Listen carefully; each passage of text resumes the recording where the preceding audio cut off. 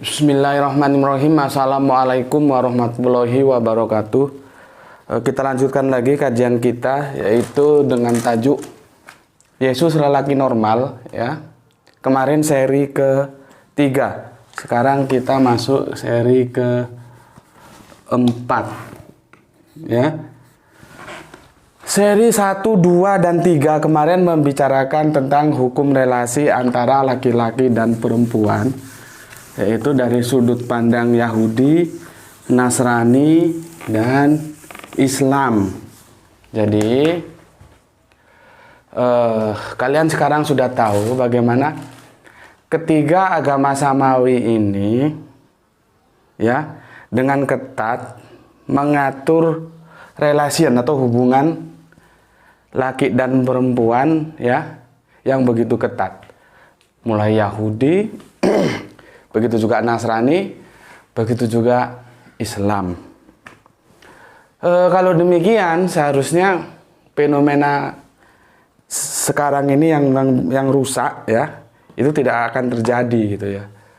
Seperti sebuah lagu Gadis Bukan Perawan itu kan fenomena sosial, moral yang rusak. Ketika dia secara hukum sosial, secara yuridis, ya, dia masih gadis, tapi secara medis dia sudah tidak perawan, gitu.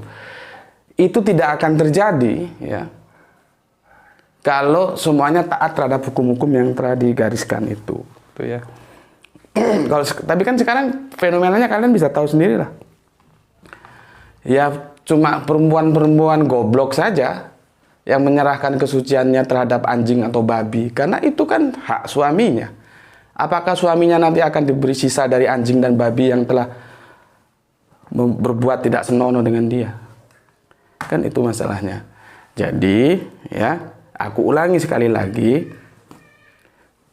ketaatan dalam sebuah hukum relasi antara laki-laki dan perempuan itu sudah diatur sejak Yahudi, Nasrani, dan Islam, ya. Aku tentang Islam seri ketiga agak nervous juga, ya. Ternyata komen dari teman-teman itu tidak seperti yang aku harapkan. Aku sudah bilang bahwa kajianku itu tidak bersifat strike atau linier, tapi dia sentrifugal atau singular atau berputar. Artinya, ketika aku menjelaskan tentang merah, itu ada kemungkinan juga aku menjelaskan tentang hijau. Jadi ada informasi ilmu lain yang bisa kamu dapatkan. Kemarin aku jelaskan tentang bagaimana Al-Quran menjelaskan tentang pasangan dan istri, ya. Pasangan dan istri itu beda. Tapi komentator yang masuk itu tidak ada yang membahas itu. Nggak tahu kalian lagi geblek atau gimana, gitu ya. Karena kalau kalian nggak tahu apa itu bedanya pasangan, apa itu bedanya istri, ketika kalian diminta mempertanggungjawabkan tentang surga nanti, apakah benar surga itu isinya hanya perawan-perawan saja, terus bidadari yang 27 itu, apa benar begitu? Kalian tidak akan bisa menjelaskan, gitu loh. Kalau ada pihak lain yang minta pertanggungan jawab kalian. Masa sih surga urusannya hanya urusan selangkangan aja? Kalau surga hanya urusan selangkangan, kamu lihat lagi videoku tentang Yesus mencintai pelacur. Itu aku sudah paparkan tempat-tempat pelacuran dari mulai ujung Sumatera sampai Bali. Gitu loh. Apa itu? Adzan. Aduh, sudah adzan, nanti kita lanjut, ya. Sudah adzan, sebentar aku minum dulu. Ini harus bismillahirrahmanirrahim. Aku adzan, sholat kira-kira ya 15 menit, setelah itu kita lanjutkan lagi. Oke. Bismillahirrahmanirrahim, kita lanjutkan lagi kajian kita setelah selesai menunaikan sholat asar tadi ya. Jadi as-sholatu ad-duha, sholat itu juga adalah sebuah doa begitu ya. Oke, kali ini aku akan menjelaskan sosok Maria Magdalena. Ini kemarin sudah kan, sosok Maria ya, Maria Magdalena ya. Jadi ini kita ibarat mengumpulkan dulu bagian-bagian yang terserat, nanti kita bikin menjadi satu bangunan sehingga menimbulkan pemahaman yang utuh seperti parcel itu ya. Yang 1, 2, 3 kemarin hubungan relasi laki-laki dan perempuan, sekarang sosok Maria Magdalena. Siapa itu? Oke, aku minum kopi dulu. Bismillahirrahmanirrahim. Begini, aku akan jelaskan pelan-pelan ya. Dan aku sampaikan kepada teman-teman, sebetulnya posisi Maria Magdalena ini sangat-sangat begitu mempunyai kedudukan yang tinggi apabila kita membuka Injil Filipus dan Injil Maria. Maria itu bukan Maria Magdalena, tapi Maria Ibunda Maria ya, karena banyak Maria di dalam Injil itu ya. Cuman kan aku tidak akan bisa menyungguhkan itu karena Injil Filipus dan Injil Maria itu bagi teman-teman Kristen tertolak sebagai sebuah yang apokrifa gitu loh. Jadi nggak bisa hanya aku informasikan saja seperti tadi itu, bahwa di dalam Injil itu kedudukan Maria Magdalena itu sangat penting lah begitu ya. Cuman karena kedua Injil itu apokrifa, maka nggak mungkin aku suguhkan. Jadi aku akan menggali dari Injil-Injil kanonik yang sama yang diterima oleh teman-teman Kristen gitu. Sorry, aduh. Agak batuk. Ya, kita lanjut. Siapa sih Maria Magdalena itu ya? Pelan-pelan karena ini menyangkut sebuah sejarah ya. Jadi nama Maria Magdalena itu menyatakan kalau dia berasal dari daerah Magdala ya. Maria dikisahkan sebagai anak dari keluarga kaya. Nah, nanti kita lihat keluarga kaya yang tinggal di Magdala, Galilea, desa nelayan yang terletak di pemukiman Yudea, kini jadi bagian dari Palestina gitu. Ini gini loh, kalau kita lihat perjalanan kekristenan awal itu peran-peran perempuan itu, peran-peran wanita itu sebetulnya tidak kalah dibandingkan dengan peran-peran laki-laki gitu ya.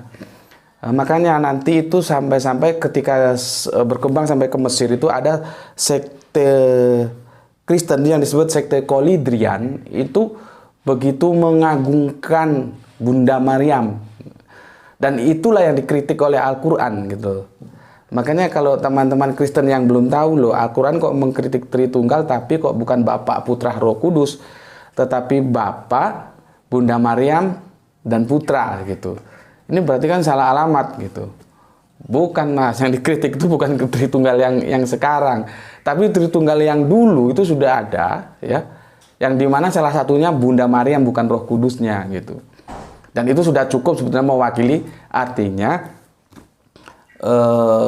Al-Quran tetap mengkritik konsep-konsep Tritunggal karena dia memegang kokoh tunggal ya, seperti apa yang tertulis dalam Torah, Injil, dan Al-Quran begitu. Nah ini kan sudah lagi kan, sudah singular lagi kan. Sebetulnya aku nggak mau menjelaskan itu, fokus kita kan ke sini gitu loh ya. Jadi kalau teman-teman Islam ditanyain tentang kritik Al-Quran terhadap Tritunggal, kok ada ibu dari yang tiga itu gitu. Jawabmu bahwa itu yang dikritik tentang kekristenan Kolidrian yang dulu sempat ada gitu ya di daerah Mesir sana. Menunjukkan bahwa peran-peran perempuan dulu sebetulnya ya sangat penting juga gitu. Oke. Terus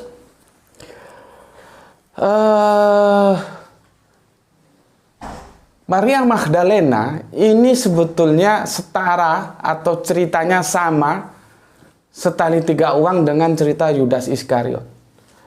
Mereka ini orang-orang tokoh penting. Karena kenapa disebut tokoh penting? Karena sama-sama dicatat ya oleh Injil Matius, Markus, Lukas, dan Yohanes. Cuman sama-sama kontroversinya. Dan kontroversi itu berjalan sampai sekarang. Berapa? 20 abad. Belum selesai juga.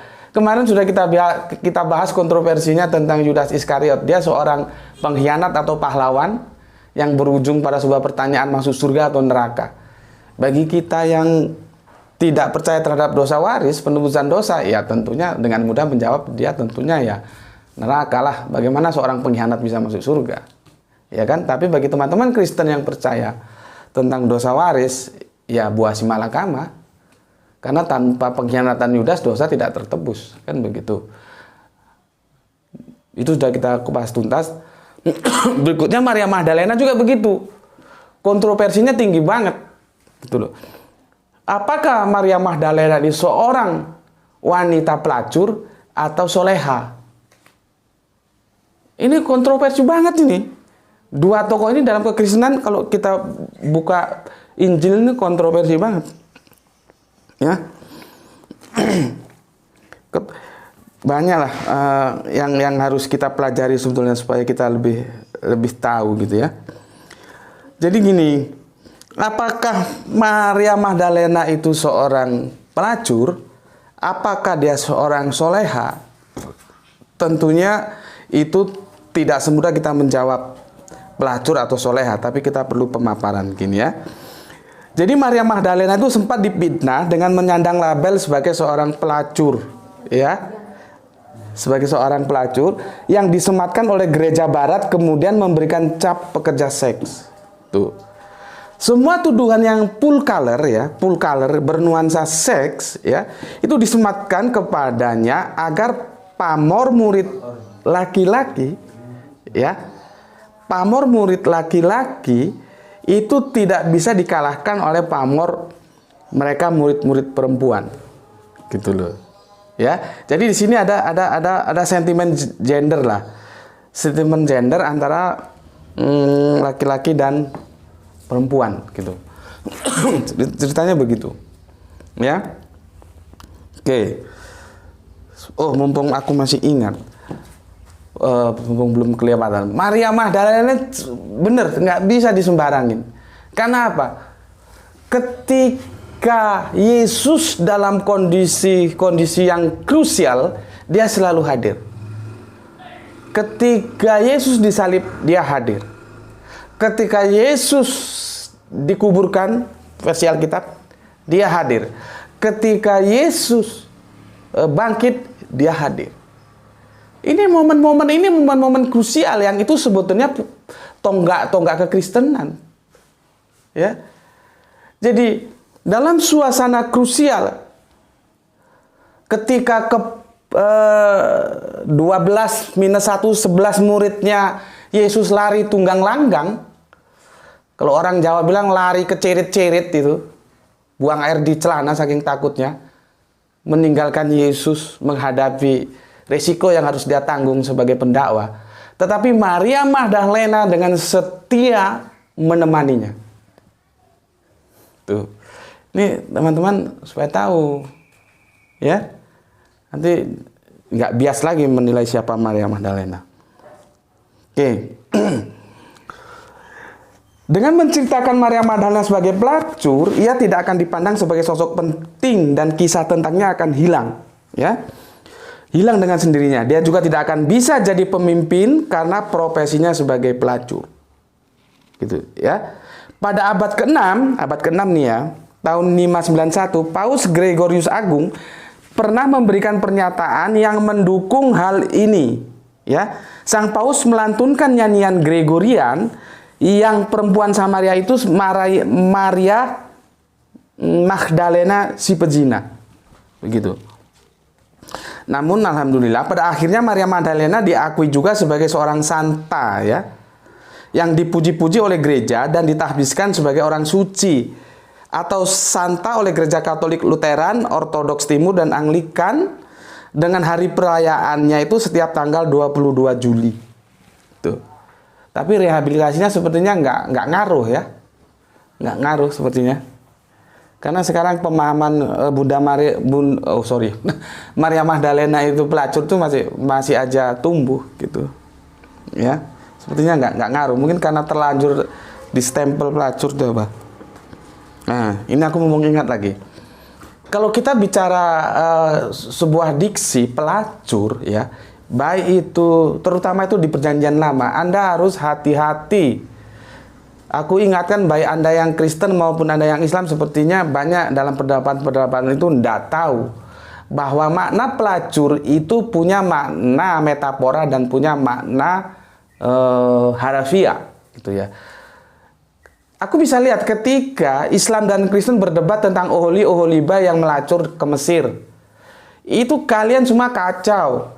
Karena kalian menganggap itu pelacuran secara harafiah. Padahal tidak. Itu pelacuran metafora. Aku kasih tahu, pelacuran itu pada prinsipnya adalah ketidaksetiaan. Menduakan, meninggalkan, tidak menyatukan. Allah itu tidak mau diduakan. Allah itu tidak mau ditigakan. Allah itu hanya tunggal, satu. Maka ketika seseorang itu menyembah berhala, menyembah selain Allah, maka dia disebut juga melacur. Tuh. Jadi pelacur itu bukan hanya sekedar dipahami secara harafiah, hubungan ilegal antara laki-laki dan perempuan secara kelamin, bukan begitu. Kau harus lihat narasinya, lihat alur ceritanya, lihat logika kalimatnya kemana. Di sini banyak teman-teman yang keliru ketika berdebat tentang Oholiba gitu. Dan aku sudah jelaskan semua kalian yang Kristen ngerti, yang Islam juga ngerti. Gitu. Aku ini dalam sisi education, jadinya apapun yang benar aku sampaikan supaya bermanfaat bagi keduanya, bagi Islam, bagi Kristen. Gitu. Oke, aku lanjut. Sebenarnya ya tidak ada dasar yang alkitabiah, nggak ada dasar yang alkitabiah untuk mengatakan Maria Magdalena itu pelacur, itu tidak ada. Satu teks pun tidak ada. Kalian carilah, tidak ada. Itu hanya sebuah opini yang dibangun untuk merusak nama baik Maria Magdalena. Jadi nggak ada, alkitabiahnya nggak ada kalau Maria Magdalena itu pelacur, tidak ada. Ya. Meskipun ada yang mengatakan Magdala itu daerahnya Maria Magdalena itu mempunyai reputasi sebagai tempat pelacuran. Nah, itu sejarah lah. Anda bisa setuju, bisa tidak. Aku sudah berulang kali mengatakan sejarah itu relatif. Jadi jangan gampang menyalahkan orang ketika sejarah yang dia suguhkan berbeda dengan yang kita pahami. Gitu ya. Ada yang mengatakan memang daerah Magdala itu daerah pelacuran. Gitu loh. Tetapi kan apakah dengan demikian lalu semua perempuan dari daerah Magdala itu pelacur? Kan tidak bisa begitu. Kita harus fair mengatakan. Ya. Apakah karena Magdala itu memang daerah pelacuran? Taruhlah sejarah itu benar. Daerah Magdala itu kan itu ada danau ya di daerah Galilea sana, terus itu kompleks, kalau sekarang itu industri perikanan lah gampangannya ya, banyak nelayan-nelayan, dan di sana diceritakan sebagai konsentrasi pelacuran. Taruhlah itu benar, oke lah, kita tidak berdebat itu benar.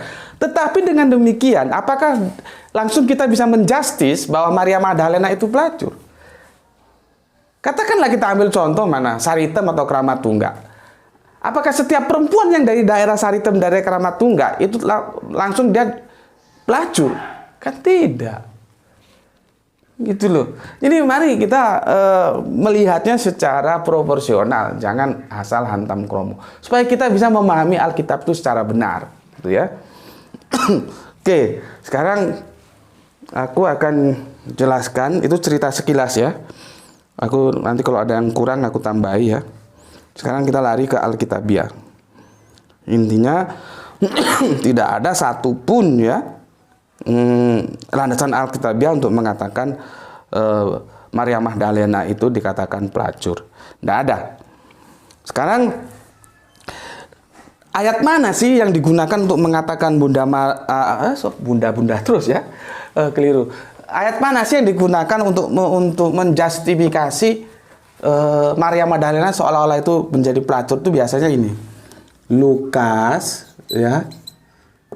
Lukas 7:37 dan Lukas ya. Lukas 7:39 ya. Dan Yohanes 8:7. Ini ya. Nanti akan kita bandingkan dengan Lukas 8 ayat 1 sampai 3. Ya. Jadi kita bermain ada 1 ayat, 2 ayat, 3 ayat, 4 ayat. Kemungkinan nanti Yohanes ini aku akan bicarakan secara khusus ya. Akan nggak di sini supaya anu dulu. Supaya enak kita pisah-pisah dulu ya. Jadi ada 3 ayat inilah. Jadi begini, kalau aku anukan begini, ayat inilah nih yang digunakan untuk mengatakan bahwa bukan Marilyn Monroe loh ya, Maria Magdalena ini pelacur. Tapi apakah bisa ayat ini dipertanggungjawabkan? Itu maksudku. Di sini juga tuh disandarkan sebagai pelacur gitu ya. Pelacur. Oke, sini dulu. Nanti kita lanjut ke seri berikutnya. Assalamualaikum warahmatullahi wabarakatuh.